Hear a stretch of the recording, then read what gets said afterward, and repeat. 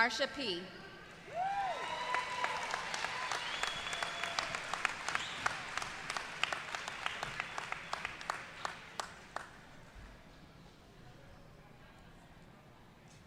Hi family, I'm Marsha P. and I'm an addict. Really grateful to be here.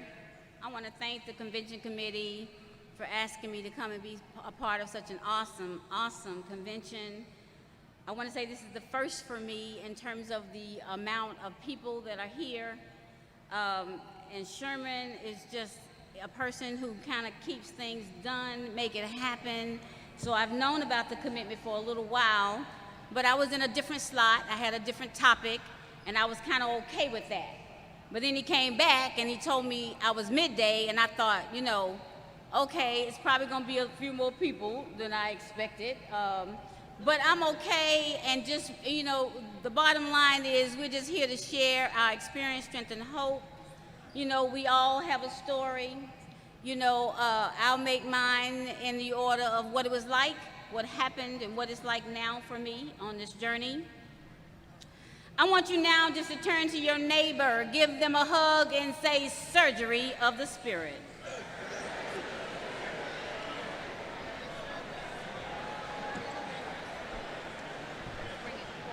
Yeah, we're fine. The signers can't hear you.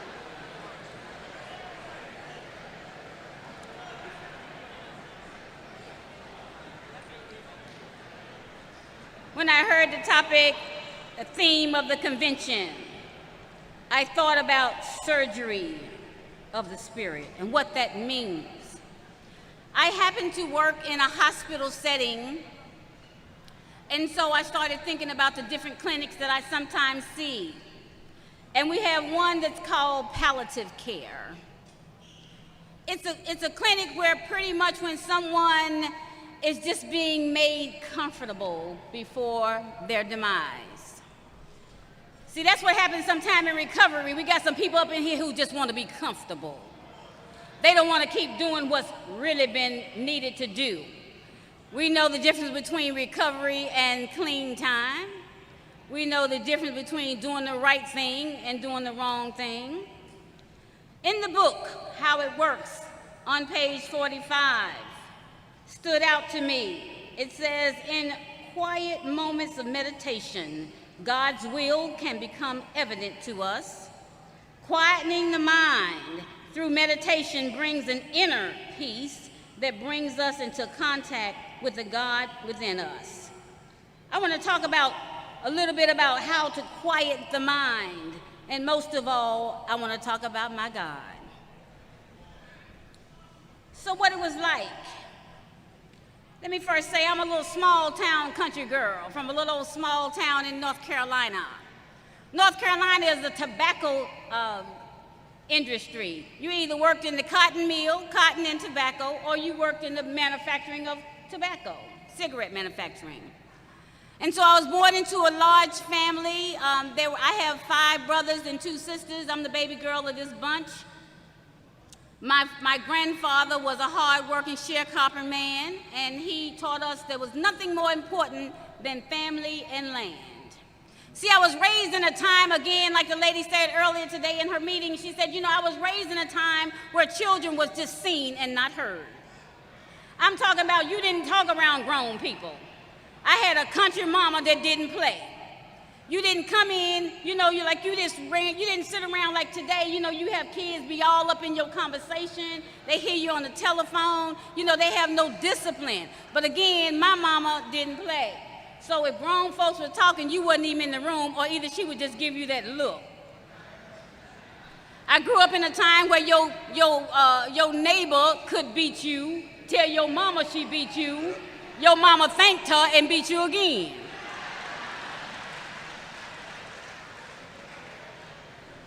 See, I'm coming from an era where, you know, we had a simple life because we were poor people. You know, we lived out in the country. I remember as a kid, you know, we had to feed the horses, the cows, the chickens, slop the hogs. I remember churning butter. I remember my grandmother had arthritis so bad that I was the person that she would put under that old sewing machine to push the pedals for her because she could barely move. But see, every Easter Sunday we would wake up. That's back whenever old people could cut out a pattern out of newspaper, and you wake up the next morning with a brand new dress. Y'all remember those little Easter speeches we had to, we practiced our speech and go to church. Now I'm talking about, I came from a family who we were church people. I don't care what you did on Friday and Saturday night. On Sunday morning, you was going to be in church all day. And I hated that because everybody in church was some kin to you. We was in the country. So I remember just growing up on that farm, and nothing was more important again than my grandfather. We didn't have nothing, but we had a whole lot of love. And he had taught us early on that nothing was more important than your last name. That name meant something to him. We were staffers, and he said, ain't nothing, don't never mess up your good name. So I'm like, okay, cool. I didn't really understand it all that time then. So I remember our first transition, my mother was a hard worker. She worked 2 and 3 jobs, and I remember my father had walked out on us when I was about 5. Now, I love my father. I didn't know why he left. All I know was that I was the baby girl, and somehow I think I blamed myself. Why did he go after me? But my mother was the kind of mom, she never let us talk bad about him. My dad had moved to Washington, D.C. He had moved to D.C. He lived on 17th and Park Irving, 16th and Irving, up in Adams Morgan. I was always off Park Road. So every summer I was allowed to go visit my dad. I catch a train from Concord, North Carolina, right out of Charlotte, come on up to D.C. And that was just really a big deal for a 13-year-old, 14-year-old kid. I just always came to see my dad. So, here I am, I'm like just, in a time where a kid, my mom finally moved us from the country over to what we thought we had arrived, because we moving from what we call over town, which was from the country over to Concord. Now we moving to the projects, but I think we moving up, because now we got a brick house. We ain't, we don't have the outhouse like we did in the country, so we kind of think we got it going on. We don't know we project children. So anyway, just growing up with those kids, and I want to tell you that the earliest memory that I have of feeling bad was that at 15 years old, I got pregnant. I became pregnant. I was a freshman in high school. He was a senior. I was a cheerleader. I made pretty good grades. Everything was cool. I was like, okay, but I had to kind of do what those older girls were doing to keep him. I had his leather jacket. Back then they had the class rings, and I just wanted that guy. I just wanted him. He was so handsome and athletic. And so I remember becoming pregnant and being very ashamed of that. And so at 15 years old, I had this beautiful baby girl. My mother did not believe in abortion. She was pro-life. You made this bed, you're gonna lay in it. You made a mistake, stay in school. So I stayed in school the entire time, didn't miss a day, had the baby on time, graduated on time.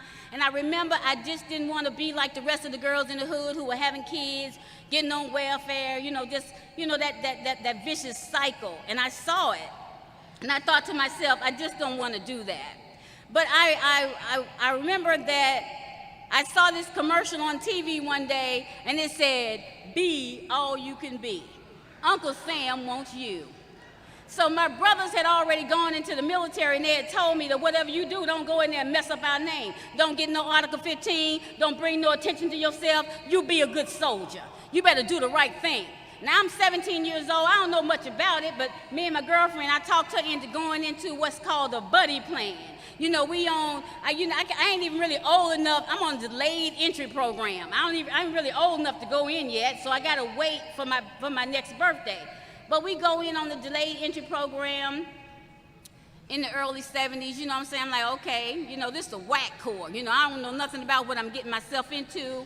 So again, the recruiter tricked me into some old crazy MOS. I don't really know what this means, but we want to be together, so I'm stuck like Chuck, and I'm really serving artillery, infantry, ordnance. I was 55 Bravo. That's ammunition. We got to keep the ammunition for the people who artillery. So I didn't have a clerk job or a nurse job. I was straight up out in the field every single month, 30 days at a time. I'm hanging out with those grunts, you know what I'm saying? I'm out there supporting those units, running around behind the 82nd down at Fayetteville, North Carolina. I'm hanging out in Fort Bragg. I'm down at Fort Hood. I'm 1st Cav Division. You know, every time you look around, it's just your left, right, your left, left, left, left, left. Your left, right, left, right, left, right, left. Your mama was home and you left. Your daddy was home and you left. Right, left, right, left. So I'm just straight up running around, you know, and being in the Army was so good for me. It really was easy for me. I excelled because I told you I came up in a time where you just did what you was told to do. So I took orders really well. I was a good soldier. So here I am, I'm running around a little hard strike buck sergeant. You know, I got on spit shine boots, you know, I got on decorations, duty, honor, integrity, and I'm doing all that stuff. So now I'm over in bomb holding, wild flicking. I'm at the Rock. I'm over there in Germany, West Germany. You know what I'm saying? Somebody here know what I'm talking about. I was over there serving. All I know was I was straight up Rambo Dean. Rambo Dean. So I'm out in the field with these guys, you know what I'm saying? I'm hooking up, it's so cold. I got on Mickey Mouse boots, pal cap, 3 pairs of pants. You know, it's cold in Germany. And I remember when the soldier passed that canteen to me and he said, hey, take a hit of this. So I said, well, he passed it. He said, you want to stay warm, you need to hit this. Come on, Sarge. So I took it and I hit it. You know, I really didn't like the taste of alcohol. You know, I didn't really like the way it made me feel the next day. So when they passed around that next pouch, we was smoking hash out of an apple core. You know, we improvising some stuff. Y'all know what that's like. So, you know, we out in the field, we hitting it out of an apple core. Then they passed around this next substance, because again, this is camaraderie I want to feel a part of. So he passed around that next substance, and I remember hitting it, and immediately I became sick. You know, I'm like throwing up. You know, I said, well, what is this? I don't like this. It's making me sick. And the guy next to me said, well, if you don't throw up, that means it ain't good. So I don't even know I'm doing, boy. So it wasn't until they passed around that next white powdered substance that I found my drug of choice. I found something that did not make me sick. I found something that I could show up in the orderly room. I could still fall in. I could still do about face. I could still stand at attention. I remember I was showing up and I was a good soldier. That was the beginning of my end. And I remember that it made me feel like I was a better soldier. So there was this march. We was always doing all these marches in the military, left, right. So, all these marches. And they got this one march called mock time. Now, mock time is whenever, your whole platoon, the company, it's a beautiful thing whenever you mocking time in unison. 200 people just mocking time. But the thing about mocking time, you don't go nowhere. You just stand in place. So I'm showing up here tonight in Ocean City to tell you about a time whenever I was just mocking time, stuck like Chuck, 12 years, I couldn't go nowhere. I'm talking about just mocking time. Being a soldier, could not go outside that defense perimeter. I couldn't leave the hood because everything I knew was right there. So I'm in West Germany, doing what I gotta do. I'm still showing up. I'm still looking the part. Y'all know what we call it in here, image time. I'm still looking like a good soldier, but I got a secret. So it used to be fun. Usually started out being fun. Y'all know what it's like when people still be passing it. Now I got to take shit out of people's hands. I grabbed the hot end. God damn. This is at the beginning of my road. So here I am. I'm doing what I got to do. I remember hearing my brother's voice.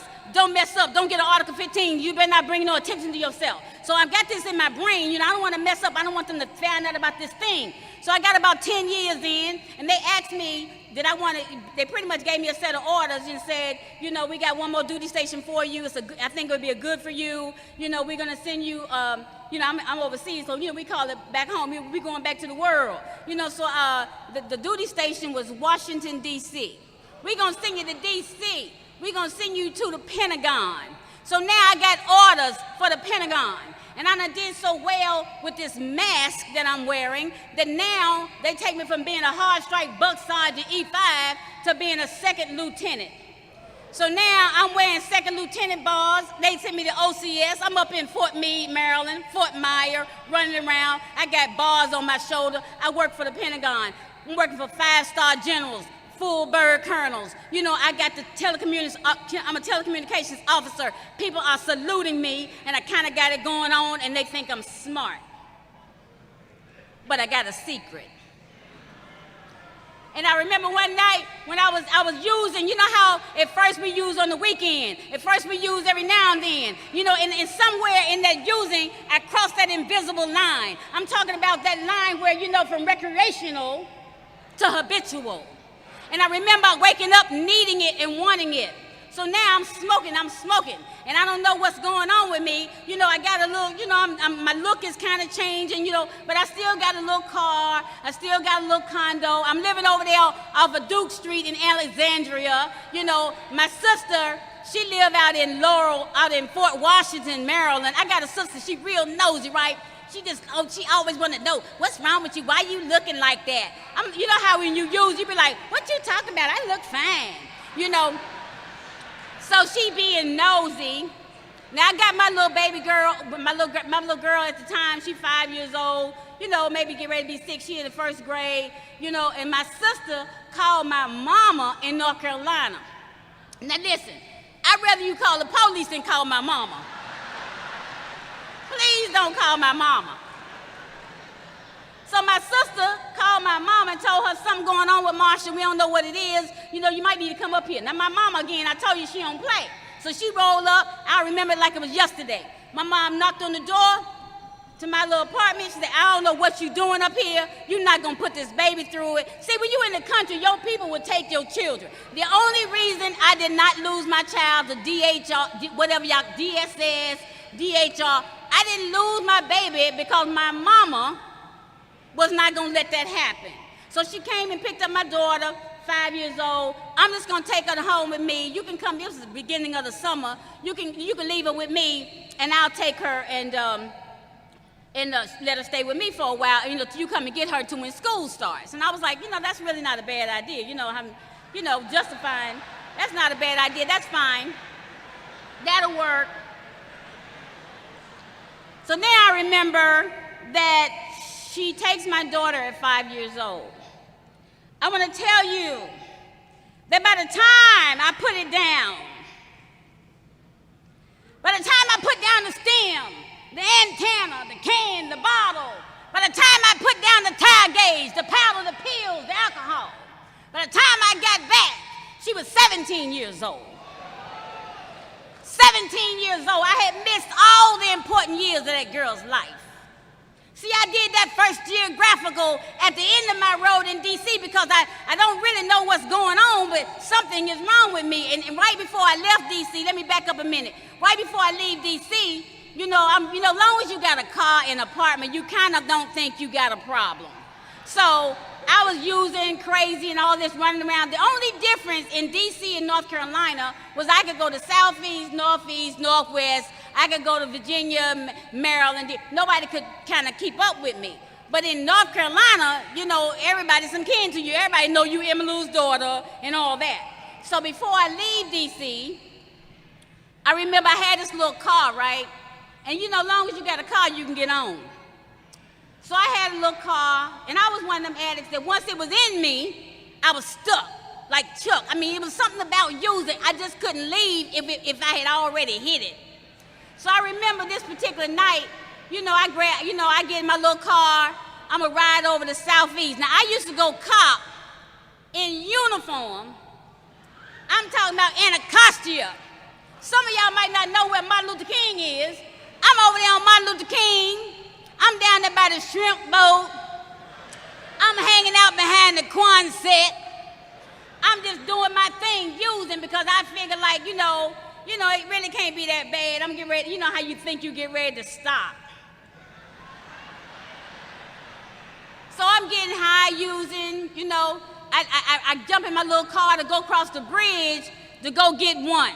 I leave them top secret documents out in the Pentagon. I leave them on the desk. I'm only going to be gone for a minute. Y'all know one is too many, and 1,000 is never enough.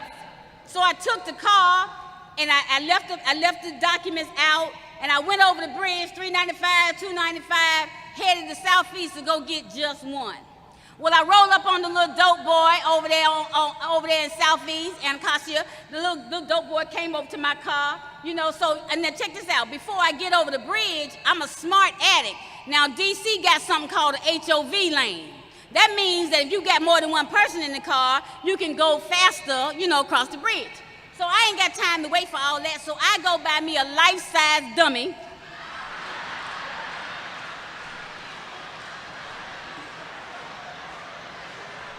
I put the dummy in the car with me. I turn the dummy head like this, throw the dummy hand up. And me and dummy go across the bridge. So we roll up on the little dope boy, we roll up and I say, listen, I need, I always needed one extra. I said, give me 3 for $50. I need an extra one, it's my birthday, I need something extra. So little dope boy looking at me, he look at the dummy, he said, I'm gonna give you an extra one for the dummy.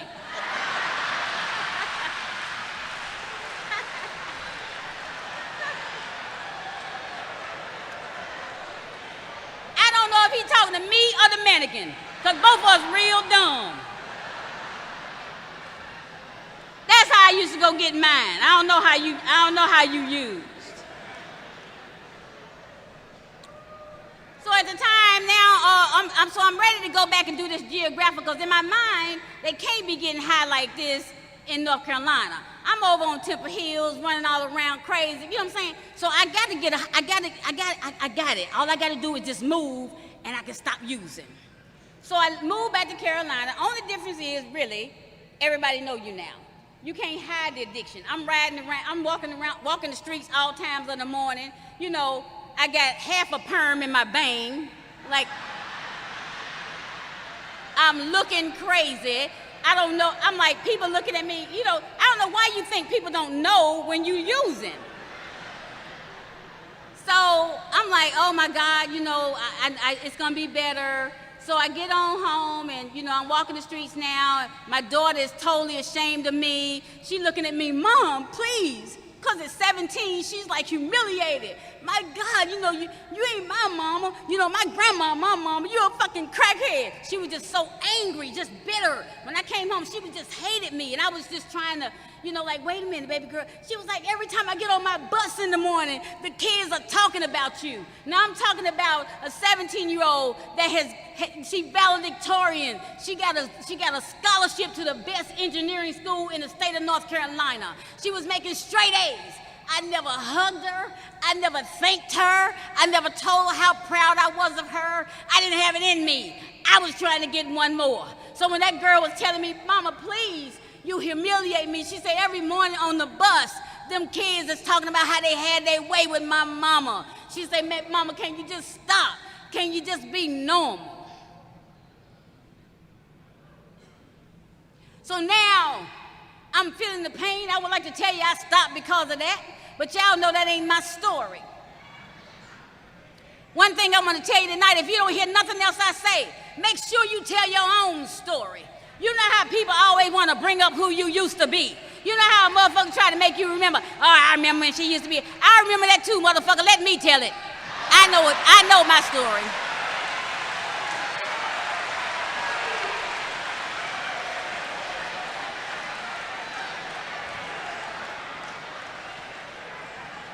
Yeah.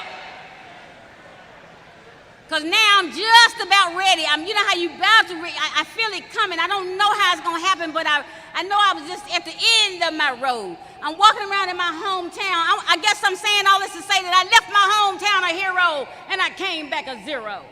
I remember they was writing all these articles about me in the Concord paper, and they were proud of me. And I was ashamed of who I had become.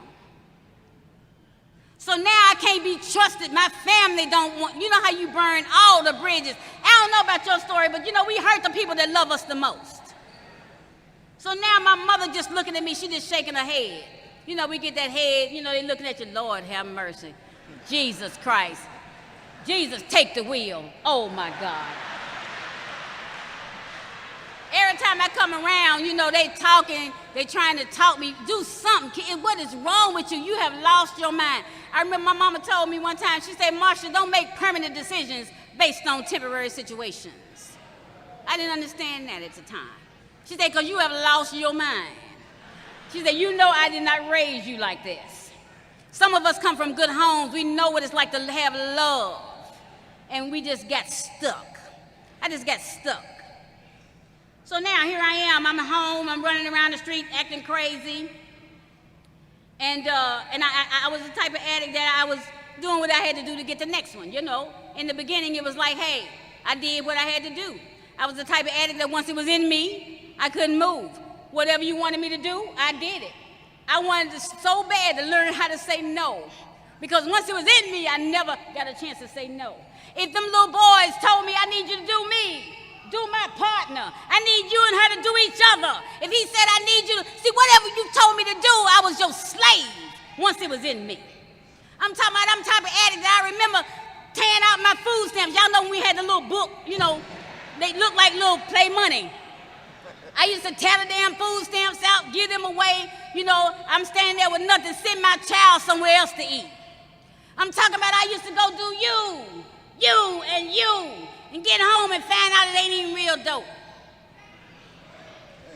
I'm talking about the end of my road, what it was like to get one more. I was so tired of looking up in the men's faces. I was so tired of doing what I had to do to get it. I had a kind of reputation that everybody would go get me to do what they wouldn't do. We'll go get Marsha. See, I was known for what I did with my mouth. And I wasn't proud of that, but it was all I had. I'm telling you, see, I was the kind of woman, you know, that honor among thieves. You know how you be out there rolling? I had a little girl, me and her rolling together. We doing things together because now we hate what we got to do, but we doing what we got to do. So we got this thing where you go make a lick, we get high, I go make a lick. You know, I ain't going behind you. I ain't trying to sneak behind you. You know, one of your tricks. I mean, I didn't do your man unless you told me to. If you told me to, I did. But I'm one of them women who I'm kind of loyal. You know what I'm saying? I was a loyal kind of bitch. You know, you don't go behind me, so now you going to get high, you getting paid, and you ain't include me. I was kind of upset with her about that thing. So this particular day, I remember, you know, we all got them bottoms and them times when we come up with, you know, what is going on. And I remember this little young dude, he over there cutting up the package. You know, I'm saying to you, he in there shake, cutting off, you know, I'm waiting for the shake. I'm waiting for the crumbs. I ain't come to tell y'all waiting on a package. I'm waiting on the shaved crumbs. So the man in there cutting up the package. It's 1 o'clock in the morning. My daughter came over my house because I always stayed in that little project house. She stayed wherever, you know, I just let her stay wherever because I didn't want her to see her classmates. So as soon as he got ready, you know, he cutting the package up. I'm waiting on him to get finished. I get a knock on the door. I'm like, who is it? You know, I was in control of my house. That was one thing the dope dealer liked. Oh, she in control of her house. You know, I ain't let everybody in. You know, I was one of them intellectual addicts. I'm not letting just everybody in. That was before the end. So I go to the door and I look through the peephole and it's my daughter, this 17-year-old. She got tears in her eyes. She like, I'm just want to stay in my room tonight. I'm like, what are you doing here? Why are you here? You know what I do. You know I got company. She said, well, whatever. Do you. Just let me go to my room. So I'm looking at her. I said, okay, come in. But y'all know it ain't one problem to a crack addict, and that's called noise. Don't make no noise. So I tell my child, don't make no noise. So y'all know she went in there and started bumping on stuff right away because she wanted whoever in there to go, you know what I'm saying? So as soon as she made that noise, I told him, I said, don't you go nowhere, because he got kind of spooked and was getting ready to leave. So he said, well, I'm gone, you know, I'm gonna go ahead and leave. I said, no, just hold on, let me get rid of her, you know, just hold on. It's pouring down raining, my only child. I stepped to her, bring her out of the bedroom, you got to go. What are you doing? I told you don't make no noise. She said, Mama, hold on. Just wait a minute for a minute. Just hold on. She said, don't send me back over there tonight. She said, because he keep touching me. He keep molesting me. He keep hurting me.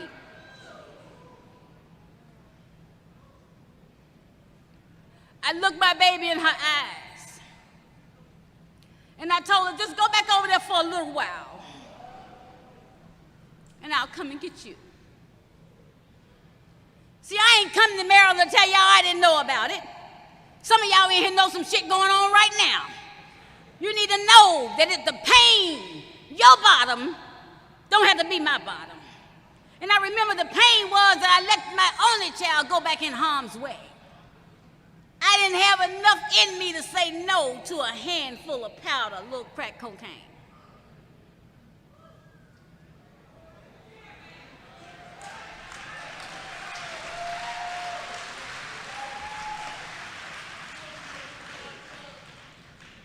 So now, it was a day where my grandfather, again, was an invalid. It was my turn to go take care of him. My mama said to me, Marsha, go take care of Papa and feed him. I don't have time today. It's your turn. This is a man who done took care of my entire family all his life. So it's my turn to go get Papa. So y'all know I kept a little old car. Now, I had the raggediest car in the world. Okay, I just told y'all, if you got a car, you can get on. So I had a little old car. Tags were never right, no insurance, no muffler. You know, you could hear me coming. One side of the car, the door, you had to get in on this side. And I had a stocking or something, you had to tie the door closed, right? So all y'all was talking about me, they be like, here come Marsha P, she in the police car, you can get in, but you can't get out. Little raggedy car, so I get in the car, I go take care of my granddaddy, but on my way to take care of him, somebody stopped me with just one. Y'all know one is too many, and 1,000 is not enough. So I said, okay, I'm gonna do this. So me and the guy, we start hitting, smoking and whatever, and I look up and it's 2 hours later, oh my God, I forgot to go feed my grandfather. Can you hold on till I get back? Because he still got a few crumbs, he got some residue, don't rinse the pipe, don't do none of that. I'll be right back.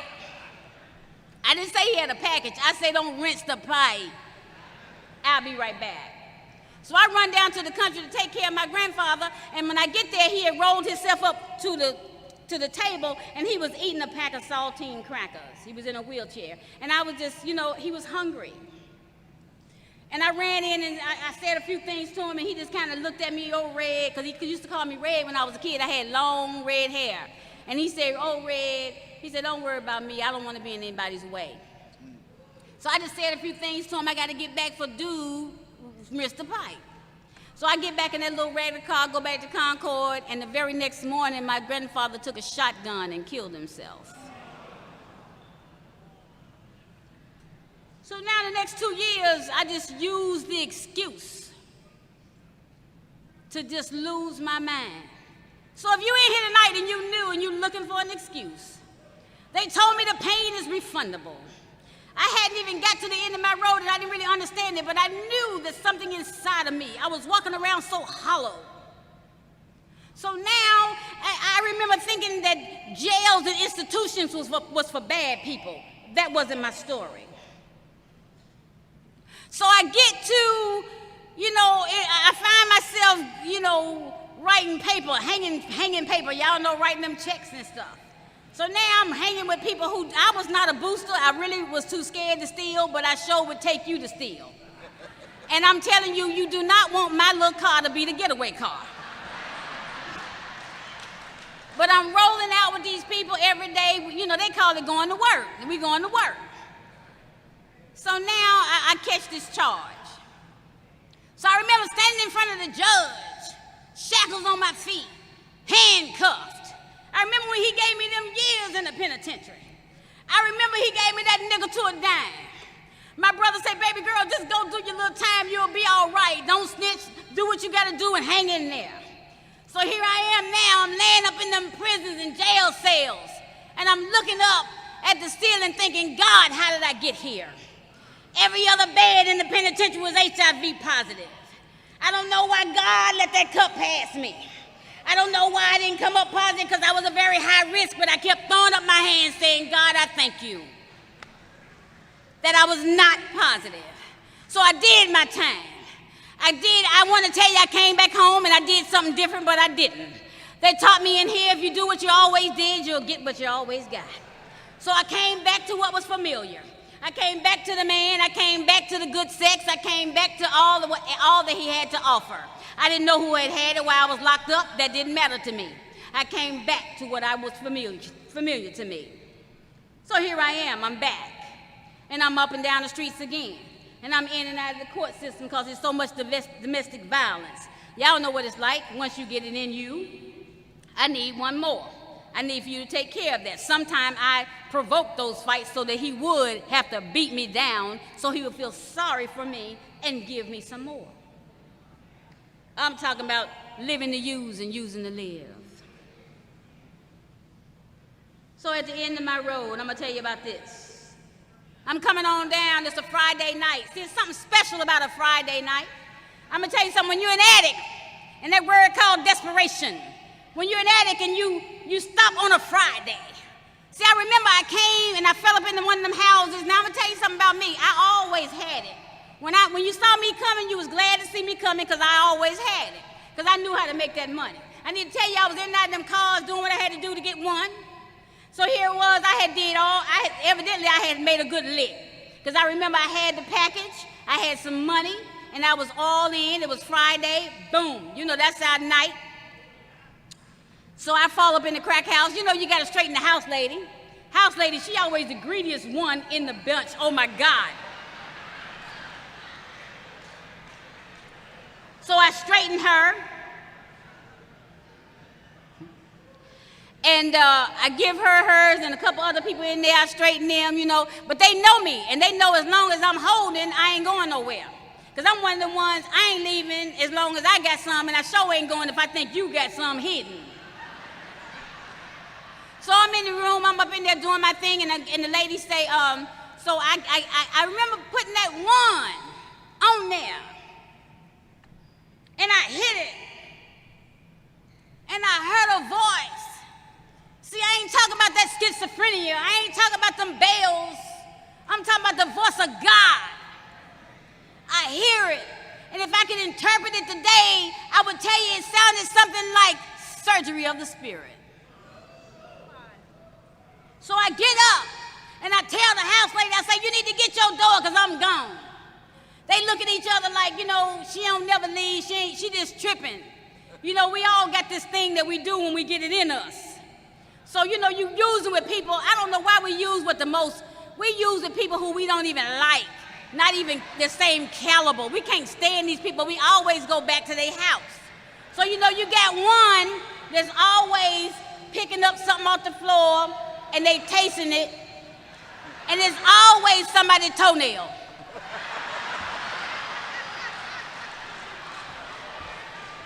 And then you got one that's over here talking too much. And then you got one over here who can't talk at all.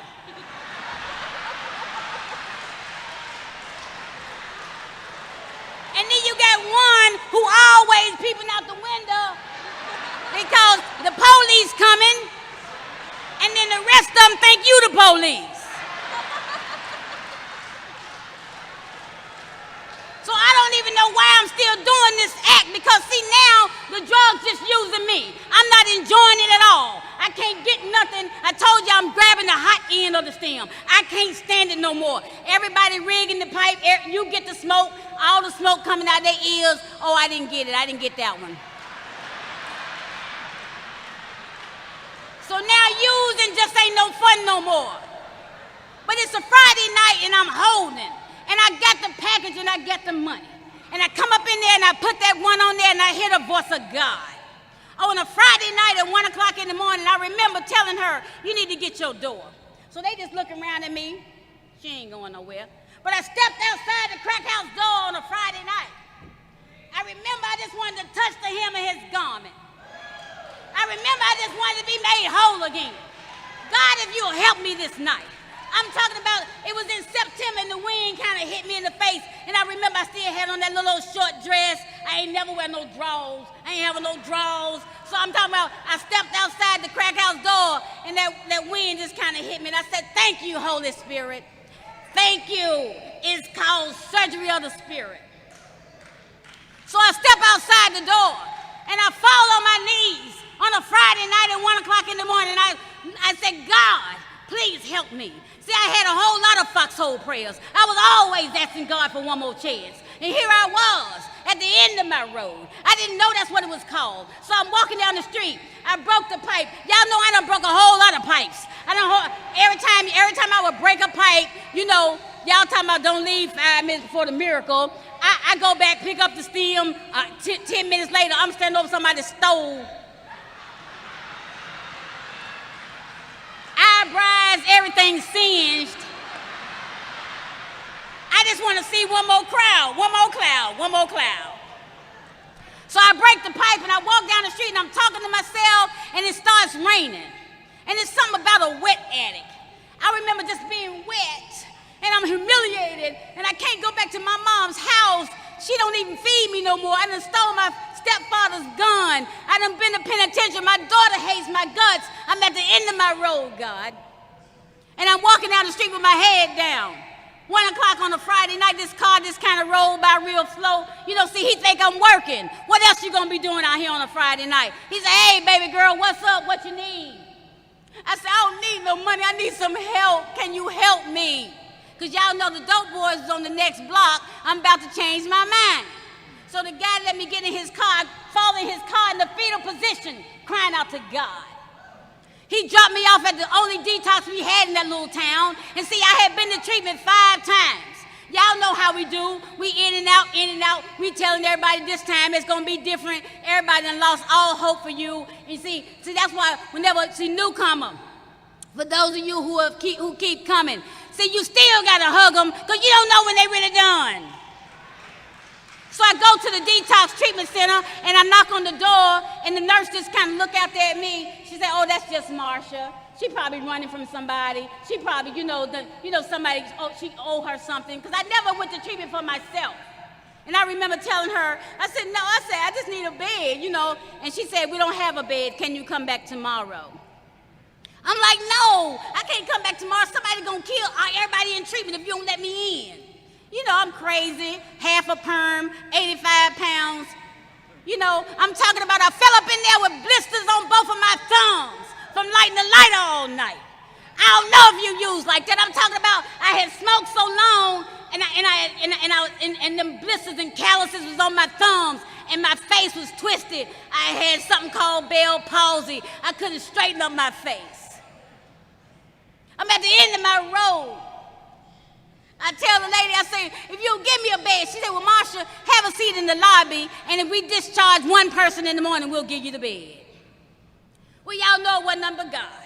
They let one person out, and they gave me the bed. I'm sitting back there in the back of the room, coughing up them black screens.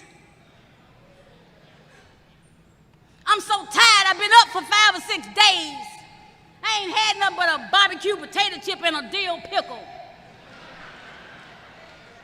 But then I remember just sitting back there in treatment, and I woke up in a room like this and had 30 people in a circle. Okay, the counselor was up in the front doing his spiel. First things first, easy does it. One day at a time. Give yourself a break.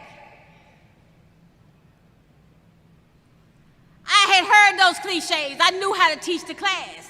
I was just wondering, man, how do you do that? But I woke up 95 days later.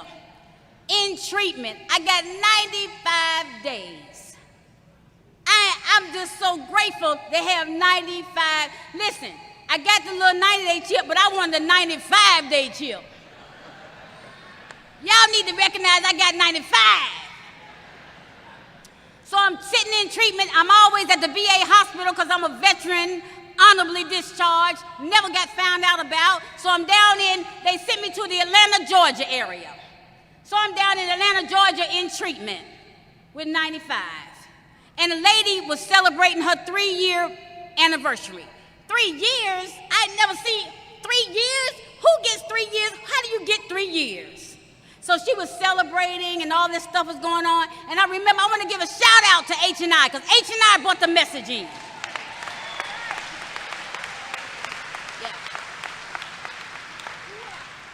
I joined that subcommittee because I had never seen anybody do anything like they did. And every week after week, they would bring the message in. But this particular night, this lady was picking up her 3-year medallion. So I had been coming to recovery long enough to know that recovery was about attraction.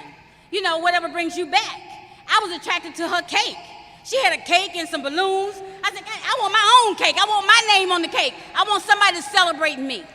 So in 95, I'm watching all this stuff go on, and the girl said when she finished doing her speech, she had a special medallion. It had a 3 in the middle of it. It had duty, honor, it had all this stuff on it, you know, society and all that. And she said, well, the lady in the back that picked up 90 days, come up here and get this medallion.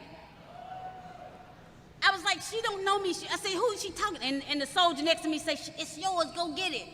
And y'all know I went up there, I went to get it like I was going to cop. You know, and so I went up the aisle, and she just laid it in my hand. And she whispered in my ear. She said, trust the process. She said, baby girl, whatever you do, if you don't put it in your hand, it won't get in your body. She said, you hold on to this and don't use, she said, and give it back to me in 3 years. So I took the thing. I'm shaking. I don't know what all that means. I go back to my seat, and I want to use a whole lot of nights after that. But I got that girl's thing. I said, oh, fuck, I got the shit. Got that girl's thing. Fuck.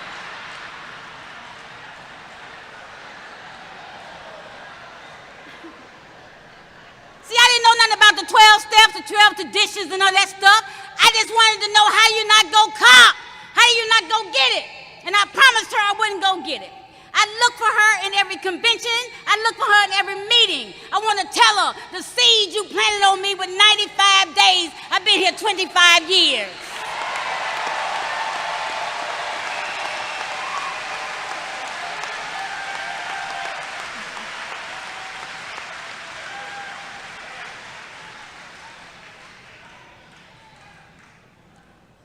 See, I learned a long time ago that your private struggles, see, God will make your private struggles become public victories. All you got to do is do what you told to do. Come around here and start doing what it is you need to do. I'm going to talk about the now. See, that's what we're doing now. We're talking about the now. See, now I'm in recovery. Now I'm Marsha P. Now I got some time. You know how we sit back in the rooms and we decide, okay, now when you got time, you're supposed to be different. People look at you different. You know, you make better, healthier choices. And so now I'm in recovery, and I'm sitting in the back of the room watching all the new people come in, and I'm judging everybody. You know, I'll never do a newcomer until he walked in.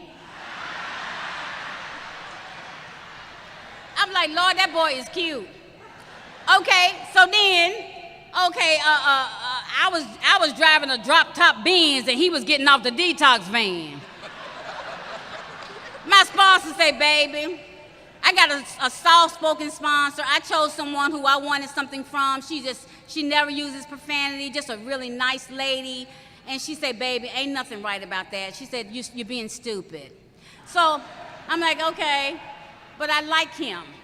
So now, whenever he used in my bathroom, I find him nodding. Y'all know that messed me up. I'm Marsha P. Y'all talking big shit about me because now you know that girl knew better than to hurt that baby. I was like, my God. So now the newcomer, got that out of the way. Oh, I'll never do a married man. Y'all want me to be honest or what? So now I got a married man I'm fooling with. And I love him, and I told him, and we had a decision, I told him, I said, well, listen, I can do your wife, I'm good with you being married, but don't mess with nobody else. Y'all know that, the book talks about that we will rationalize the most outrageous nonsense. I'm good with your wife. So y'all know I went to the women's rap, found out he was doing somebody else.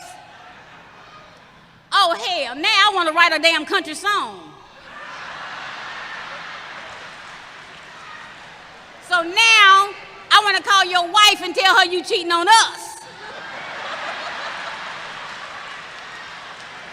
This is some bullshit.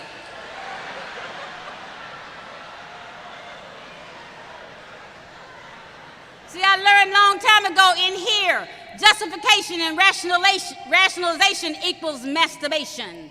It equals self-gratification. If you don't let somebody help you up in this piece, you're going to be playing with yourself. Don't play with yourself up in here because you're going to need to tell the truth about yourself. So I wasn't feeling good about that. So the newcomer, the married man, and then of course I'm in a healthy relationship now. Now one thing about me, let me back up and say this. Now I just told you I'm a country girl. Now I don't know anything about friends with benefits, none of that bullshit. If I give you some, we together. Don't be coming to the meeting tomorrow acting like we ain't together, because we together. So now I'm in a relationship with somebody. Oh, we just got it going on. He's spiritual, I'm deep. We wearing matching outfits and shit. So we got this thing, everybody love us, right? And then the relationship is over before I say it's over. You know how we be like, we don't want somebody till they move on. I'm like, he had been trying to get back with me, but I was like, no, I'm good. So then he moves on. He tell me I'm moving. What the hell you mean you're moving on? So, now he with the new girl. He bringing her to my home group. Now let me tell you something. I don't care how much time you got, how spiritual you are.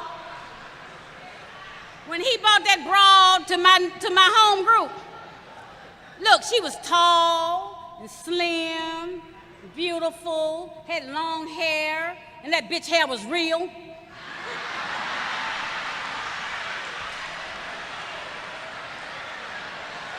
What the fuck? So now you introducing her to our friends. You bringing her to my home group. This thing must be serious. I'm sitting back there planning their deaths in every meeting.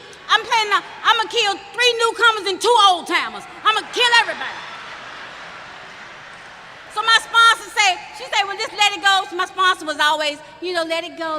He wasn't worth it. What kind of man he was. Just Marsha. Because now y'all know when something's over and you ain't ready, you be holding people hostage. The meeting every time you see them, y'all be dodging me and stuff. Because I'm be talking about a relationship that's been over. So I'm still stuck. So now I'm looking at him like, what? Are you serious? Are you kidding me? I'm planning their deaths, y'all. I can't hear the message. Every time somebody's sharing, I'm in the back. I'm gonna run both of them over. I don't know. I'm just crazy. So like I said, when I'm in a relationship, I'm crazy. I'm telling you, I'm one of these women who, I'm loyal. I want you to be loyal. Do not fuck around on me or you will die.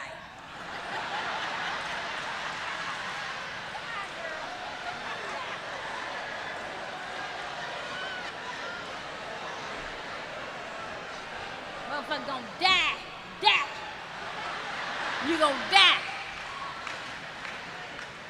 So now, I just want somebody to be, be down with me, like, what I'm saying? Because again, I'm pretty loyal. Something go down, all my life, I want to be married. Just want to be married. Why I can't be married? Where's my husband? I got about 20 years clean, maybe coming up on, maybe had 15 years clean. I had never been married, never engaged, nothing like that. So I'm like, well, what's up with me? I know I'm a good person. I'm straight up. I'm 100. So why I can't find a husband? So, now mind you, I ain't asking God for nothing. We like to do the picking ourselves. So I'm in Home Depot and Lowe's every day.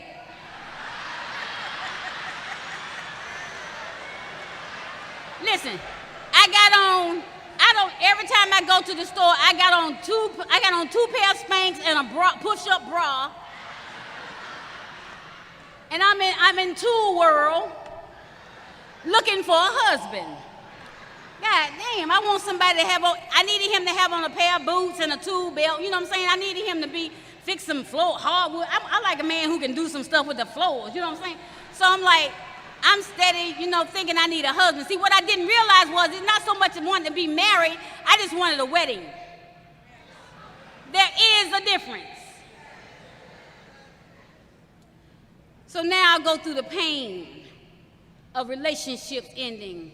And I remember that my mom, she had given me a card on my 15th birthday, and the card was beautiful. And I opened it up, and she said, Marsha, I'm so proud of you. I'm so proud of the things you're doing. She said, keep going to them classes.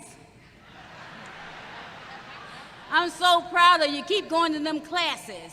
And at the bottom, she said, you know, there'll come a time at night when you can't sleep. She said, you'll toss and turn. Don't count sheep. No, she said, don't count sheep. Just talk to the shepherd.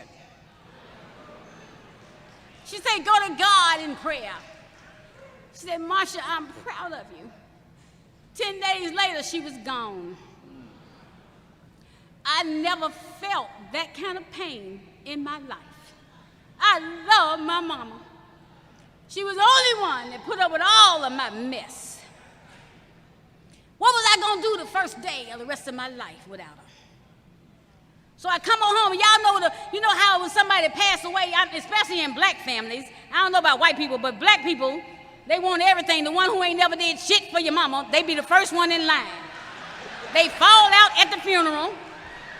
They do all this foolishness. They want to sell all her stuff. And I was in so much pain.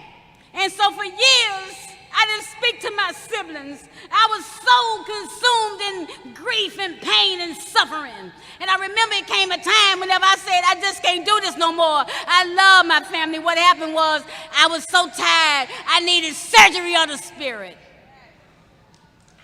I can't hold it against them no more. She gone. God help me. I had a great mother. I wanted to say, you know, how do you get over somebody passing? What I did, I kept coming. I kept coming to meetings. I would hear about other people suffering. See, this thing is about our connection. I loved her. And there's some days now that I'm still not over it.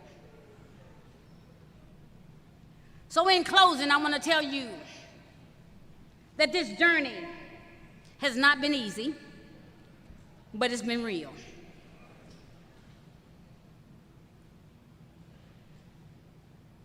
I want to tell you that I remember not being kissed for those 12 years because of what I was doing with my mouth.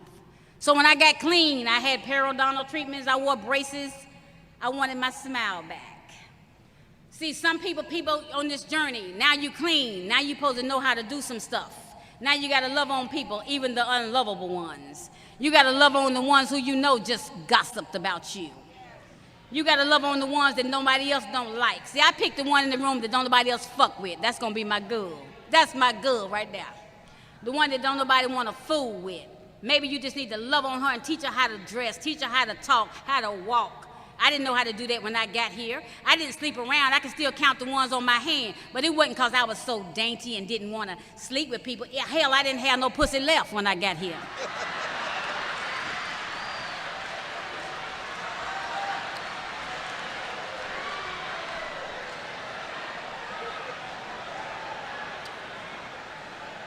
So now people come in the rooms, you know, it's a lot of stuff that go down in the rooms.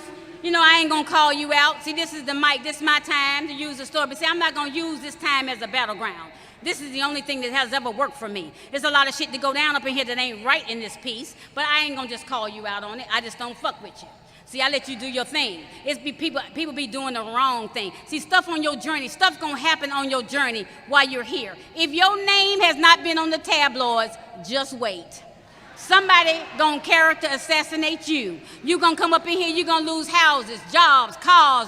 You gonna lose friendships, you gonna lose marriages. You gonna go in foreclosure. You gonna have some shit go down. Your children gonna be a mess. Your children might come out. Hell, you might come out. There's gonna be some shit go down in this piece. And you gonna wonder, how did you get here? So what happens is you keep coming and you keep learning and you trust in the belief of what's going on. So all that stuff that go on, like I saw some crazy stuff last night. People be selling shit in the bathroom. Oh, you know who you are. So you got, my sponsor told me, hey, listen, you got folks that come in here and do a whole lot of stuff. Now, the only time you get offended is whenever you know it's you. When I'm telling my story, I'm talking about Marsha P. I'm telling you, I was raised up in here with old folks, people who used to could tell you the truth. See, now you can't talk to people, you can't say certain shit to people. They get all offended. Now, I'm the kind of person, you know, I ain't coming up in here, I don't need to be in the motherfucking world's famous home group. I ain't got to have a world famous sponsor. Fuck that. You know, I am not cliquish. I don't want to be in the ones where everybody got to have this or have that. So, you know, you're making people feel isolated. If I was new, I might leave this motherfucker. I'm telling you now, I ain't going no goddamn well, and you can act funny if you want to. So it's a whole lot of people that might not like Marsha P, but how about this all right? Because, see, I got favor on my life. Because you know what? Whenever God changes your name, when God changes your name, you get in place. What you got to do is step in place and be who you are. And don't accept the unacceptable. What you do is know who your name is. And you walk with a purpose. I don't walk in every goddamn meeting speaking, telling everybody I got 25 years. You got motherfuckers come to the meeting late, share, then leave. You got motherfuckers come in the meeting, take up all the newcomer time. You got people come